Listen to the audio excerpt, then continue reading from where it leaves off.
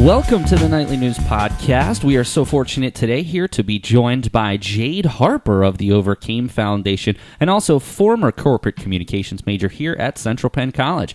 Jade is here for a Common Hour presentation with her and Leonard Chester to talk to the school about some of the things that their nonprofit organization has done over the last couple of years. Jade, welcome. Hey, hello. It's good to be here. Good to be back. Leonard actually reminded us that back when you were students here, you guys were doing a podcast on your phones in the dorms. We were. So that's very interesting in how you were some of the original innovators of podcasting here at Central Penn College. We're also joined by Tony Donnelly. Tony was a former corporate communications instructor here at Central Penn College for a decade and a half, and was a professor of Jade and Leonard's in their time here in corporate communications, so we invited her down today, and she's also going to join us at the presentation. Tony, welcome to your first appearance on the Nightly News Podcast. Thank you, and welcome to everyone here, and thanks for giving me the opportunity to be here, have the experience, as well as see what these guys are doing, the impact they're making. And I think that, to me, was one of the main reasons, and I've been blowing Jade up for about a month now, trying to get her down here and get it coordinated today, and I know you guys both traveled in, so I just appreciate your time. We all do to have this experience. So I just wanted to take a couple of minutes of your time to just get a little bit better of an idea about what the Overcame Foundation is and sort of how you were inspired. So I guess the first question is, take us back to the day that you graduated from Central Penn. Walk us through a timeline of from when you graduated to when you realized that you were going to start this nonprofit organization. All right. So I graduated Central Penn 2015, and I came back home. I was working at an internship in insurance, workers' comp insurance. I'm still working there. But I mean, it's okay. It's insurance. It's not like what I, graduated to do. So kind of sitting around, not doing anything. I had ideas of things to start, but nothing really pushed me until it was about October 2015, and there was an event happening in DC, and Leonard came. He said, "Can I stay at your house so we can go to this event together?" Cool, that's fine. So we went over to it was the Million Man March, and he said, "Jade, I have an idea. I don't know who else to share it with, but I think that you can help me, and I think that you would really love the idea." So he presented to me the Overcame Foundation, and from there we've been growing and supporting our communities since October. So that's kind of what happened. So I wasn't really doing too much besides brainstorming prior to the Overcame Foundation, but. So talk to us a little bit about, now obviously Leonard had some type of inspiration for you, but what was it? I mean, honestly, to do and to create a nonprofit organization, to work for a nonprofit organization, you have to be passionate about helping people. What was it about? Maybe talk a little bit about what more you do, but what was it about what you were intending on doing that really has inspired this passion inside of you? Well, coming from Baltimore City, it's not really... I believe it's the greatest city in America, but we have a lot of working and a lot of growing to do, and it's a lot of people sitting around not doing anything. So Baltimore made me, and I feel like I'm a good person. I feel like I've grown to be a great young woman, and I feel like I want to make other people good, but we need just the positive push forward. So I know that when he gave me his ideas, talking about his background, how Philadelphia is very similar to Baltimore, we all just need a positive push forward. So that's my motivation, to be the positivity that someone was for me. You don't see that often. People are distracted by so many other things, but there are still people who are willing to work for change in the world. When you say willing to work for change, can you just give our audience maybe a quick 2-sentence synopsis about what it is that you do and who you're supporting specifically? So we are supporting the youth of Baltimore City and Philadelphia. We're looking to grow more, but right now we're supporting the youth. We're building platforms for opportunities for them to grow. We're trying to get scholarships for students to go to school, hardship scholarships. We're building internships for students to work in their communities with people who, people that look like them. Although we are focused on youth, that we're not limited to youth. So we like to help everyone in any way we can do. We do financial seminars and like community engagement dinners, everything. We try to help everybody, but our main focus is the youth of Baltimore. So, Jade, are you finding a lot of support through the community, or would you like to see more? Is that something that needs to be worked on? I would like to see more support, especially in Baltimore, but it's kind of when you're growing your brand, you're also growing your support team. So the more we grow and the more we get out here and get ourselves known, the more support we'll gain. But I'm satisfied with the support we're getting so far, definitely. Good. I saw you guys did a lot of promotions, and you'll continue to do promotions this year. Yes. Good. Definitely. Leonard also mentioned how the importance of social media into what you were doing, and talked a lot about how about the different social media channels that you used. Now, while I would say that any nonprofit organization needs to use social media in a very strategic way, what are some of the things that you found about social media that have maybe changed your opinions on how businesses and nonprofit organizations might be able to use it? At this point, I feel like social media is the best platform because we're able to reach the biggest audience with the small amount of staff that we have. At this point, it's Leonard and me and like some other people working, but as far as being direct, it's just us trying to reach a mass of people. So posting one picture to Instagram, we follow the insights so we can see how many people viewed it, how many people we reach. One picture can reach 1,500 people. So that's way more than my word of mouth could do or anything like that. One of the things that I found in the social media management that I do is how insane stories can become with just a couple of people sharing. Yep. And for you to cultivate some of your brand advocates or people who really support your company and cultivate those relationships can really help what you do. I think the word going viral or the phrase going viral were way overused. But in this case, especially for an organization that only has a very small marketing budget, only has a very limited means as far as manpower, those are the relationships you need to cultivate with the influencers in your community. Right. Yeah, actually, that's what I wanted to sort of focus on is when you're talking about the social media platform, is that where you're actually using that obviously we use it as a marketing tool all the time, but you guys are looking deeper in and seeing the shares and the likes and where they are? Like you're looking at all that, yeah, a little bit deeper in. It's a thing in Baltimore. It's a network of events, other organization leaders and everything. They have one Instagram page, and our goal is to like make sure that they see it, because once they see it, they have over like 20,000 followers. So once they see it, they post it to their page, then who knows, who'll see it from there. But we just try to work and reach other people on the internet, other platforms, just so that we can share. We just want everyone to see. Well, so, yeah. And like Paul said, the viral, is endless.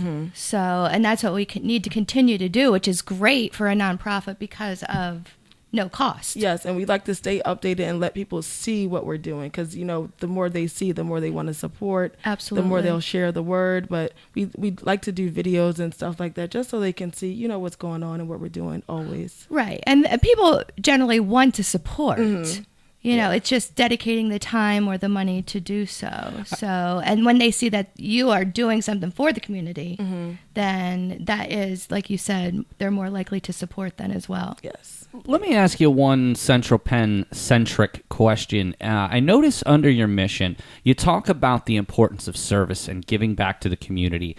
Do you think that the importance of that in this had anything to do with the emphasis on service that we had here at Central Penn College through the community service requirement? Definitely. So I always like to give back. I always do, because I'm so grateful for what people have given to me. So I always like to give back.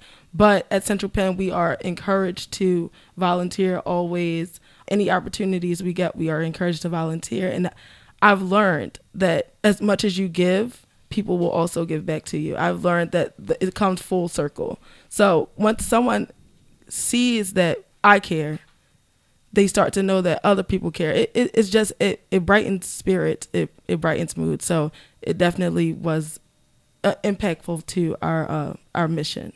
Volunteering in the community, in my mind, is one of the most rewarding things that I've ever had the chance to do. Yeah. And now that you've brought together and managed to put together a nonprofit organization that emphasizes the giving back, I think that honestly, in today's day and age, so many people are so self-absorbed because of social media potentially that they forget that there are other people out there that are much less fortunate and that need help. So in that regard, I really appreciate how you've certainly integrated not only helping children, but developing leadership, emphasizing community service, and I even see you're emphasizing the arts, which unfortunately is something that so many schools around the country are cutting out entirely. Yeah. Exactly. Can you talk to us a little bit about what you mean by supporting the arts and some of the things you've done? Yes. So growing up, I started playing the violin in second grade. So I played up until high school. Right before college, I stopped just because I was focusing on getting into school and stuff. But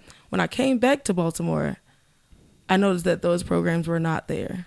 They were not there, but there are so many talented youth around every city who don't have that platform. They don't even know about it. Yeah, they don't have platforms. They don't know about resources or anything like that. But that's something that I had to focus on. I was focusing on violin. I wasn't focusing on, things that was going on outside, the negativity. I wasn't focused on that. But the kids these days, they don't have that. So their talents go to waste. I don't want that to happen. I can't let that happen. I can't see kids put their talents to waste. So I just love the passion that you have. On our way out, because we actually have to get Jade up to her common hour appointment. On our way out, what are some of the events you have coming up? Some of the things, maybe give yourself a little plug here. What is the Overcame Foundation working on the rest of the summer into the fall? So for the rest of the summer, we're primarily focusing on our mentoring program. So we have two launching. The beginning of the school year, there's one launching at Temple. They're working with at-risk youth, and I think they're partnering with the Prison to Pipeline program at Temple so that they can directly work with youth who are at risk, the ones that are on the borderline to go into prison. So they're doing that at Temple with the students and the kids. And then in Baltimore, we're working with the Baltimore City Police Department to launch a mentoring program. Our summer camp starts in August. It's a 3-day summer camp. Then from there, we'll have a monthly mentoring program. That's fantastic. I'm so proud of you. Thank you. Well, we do have to get you on the road to head up to the Common Hour, but Jade, I just really want to thank you, and I don't want to speak for Professor Donnelly. I want to give her a chance to say this, but we as a school, we as a communications program are so proud of what you two have done, and we just look forward to any way we can continue to support you and everything that the Overcame Foundation's doing. And actually, Paul, you took the words out of my mouth. Just being proud to see the advancement and the next step. So not just getting your education, but going forward and really taking your time to help the next generation already at such a young age. That's what you're doing. You're already helping the next generation. So very proud. I appreciate Keep going. Thank Keep you. going. And part of the reason, Tony, that we do this job is because this is what we want to see. Exactly. We might give you a hard time in the classroom, but it's only because we were really looking forward to seeing the type of person you become when you're done. Thank you so much. All right. Well, for Jade Harper of the Overcame Foundation, Central Penn Alumni, also joined today by Antoinette Donnelly, former Central Penn College communications professor. I am Professor Miller for the Nightly News Podcast, and we'll catch you again next time. This is Professor Paul Miller, and you are listening to the Nightly News at Central Penn College podcast from Somerdale, Pennsylvania. Welcome back to the Nightly News Podcast. This is Professor Paul Miller. Joining us today for her second appearance is Internship Coordinator Kristin Fike. She's actually here to talk about one of her other duties here at the school, and that's being the club advisor for the Colleges Against Cancer Club. And she wanted to talk a little bit more about some of the things they've been up to and some of the things they have coming up over the next couple of months. Well, Kristin, thank you for coming back down to the podcast. Thank you, Professor Miller. I'm excited to talk about our Colleges Against Cancer Club. I co-advise it with Lindsay Garber, who is our Director of Residential Living here on campus. And it's speaking from someone who also has a co-advisor label. It's nice to have someone else there to back you up in a situation like this. Well, first of all, you're certainly one of the more prominent clubs on campus here, and you're always looking for new members. You just mentioned you did lose a couple from graduation recently, which is always a good thing. We always love to get our students through. But to be honest with you, as all clubs on campus are, always looking for new members. So I wanted to talk a little bit today about what you can offer students who might be interested in joining the club. We had talked off air about a major event that you just got done with at the end of June, something called Relay for Life. Could you tell the audience a little bit more about what the Relay for Life is and how the Colleges Against Cancer Club here at the college participated? Absolutely. We participated in the local Relay for Life of Harrisburg. It took place at Soldiers Grove in Harrisburg on Saturday, June 24th. We were able to raise money specifically for our team. We had a small team, but we were able to raise money for our team throughout various fundraising here on campus that went directly to the American Cancer Society. What are some of the fundraisers that you do on campus? One that we are known for that we love is selling Krispy Kreme donuts. We love to do that, and everyone on campus loves to buy boxes as well. We do R&K sub sales. We participated in Daffodil Days back in March. We sold daffodils here on campus. In the summer, we've done car washes. We've done bake sales. Anything you can imagine, we've probably done it. Speaking from the nightly news, one of the things that I've always found works very well is food. You sell food, people are going to buy. We've tried to do some other things, and they've worked. All of our fundraisers have gone very well, but food is always a big winner. So tell us a little bit more about what the Relay for Life is, just in case there's anyone out there who doesn't really understand what the event is. Relay for Life is a wonderful event where participants can create a team specifically, and they go to their local event and they walk around the track specifically for 6 hours, 12 hours, 24 hours, however many hours the event is. Our local Relay for Life of Harrisburg was a 6-hour event, so it wasn't, an overnight 24-hour, but participants came together as teams and they took turns walking around the track for maybe their family members or friends who they have lost, unfortunately, to cancer, or maybe they're honoring family or friends who are currently fighting a battle against cancer. So it's a way for participants also to fundraise for the American Cancer Society, as I mentioned. One of the main reasons I wanted to have you on is because I'm not sure if I've ever really told you about this, but my father actually passed away from cancer a little over a year ago.